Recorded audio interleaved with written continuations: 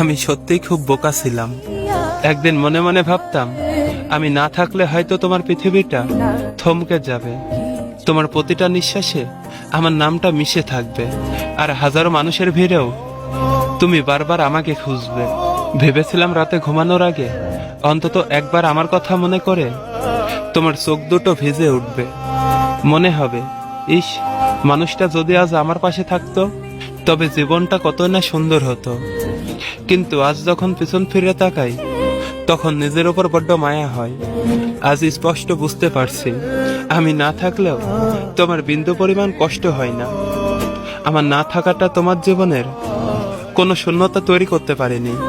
তোমার দিনগুলো আগের মতোই কাটে, তোমার হাসিতে একটুও ভাঁজ পড়েনি।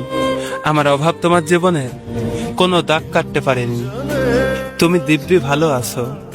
আমি ভেবেছিলাম আমি তোমার গল্পের অনেকটা জায়গা জুড়ে আছি, কিন্তু আজ বুঝি আমি তোমার কাছে কেবল একটা ছোট্ট অধ্যায় ছিলাম, যে অধ্যায়টা শেষ হওয়ার পর তুমি একবারও না থেমে সামনের দিকে এগিয়ে গেছো।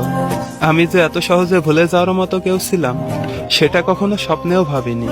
তবুও জানো তো, আমি আগের মতোই আছি। আজও তোমার হাসি মুখ দেখলে আমার ভালো লাগে, যদিও জানি সেই হাসির পেছনে এখন আমার কোনো জায়গা নেই। আসলে কিছু মানুষ জীবনে আসে কেবল ভালোবাসা শেখানোর জন্য, আগলে রাখার জন্য না। হয়তো তোমাকে ছাড়া আমার পৃথিবীটা অগোছালো, কিন্তু তোমার সাজানো পৃথিবীতে আমার আর কোনো প্রয়োজন নেই। এটাই বোধহয় হয় আমাদের শেষ পরিণতি।